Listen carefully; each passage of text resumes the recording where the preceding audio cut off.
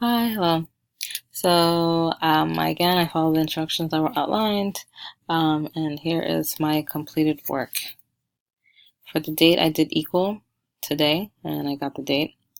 For the down payment, you'll see for the down payment, the monthly payment, the viability, I have to use my own formula.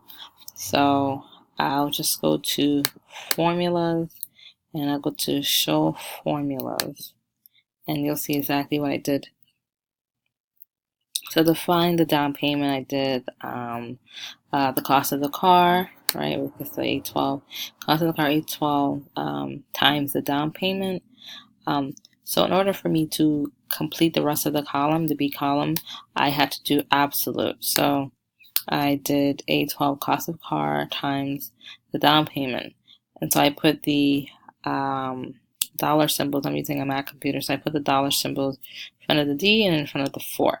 So when it goes to the other cost of the cars, it will compute into the same into the actual values that is needed for the cost of the car. And then I did the monthly payment. As you can see, this is a very long formula. So it's pretty self-explanatory based on what you can see. Then I had to do APR. I had to look that up, which I did. It was 4.75, and the APR helped me with the monthly payments. Viability, I had to use equal if function. I just did equal if, but you can do you can go to formulas and you can do logical and you can do if, right? Anyway, so I did equal if, I did less than, and I did the budget here, D8. So either it shows test drive or NA. So test drive would say if my monthly payment aligns with my budget, and NA will mean if it doesn't. So going back to, 1 second, I want to remove.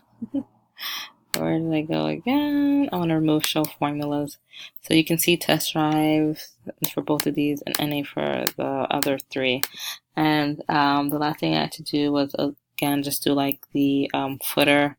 So again, go to page layout, page setup, header footer, custom footer, and here is my name and everything else.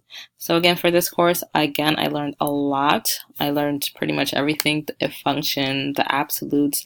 I thought it was pretty significant. I can't wait to learn more.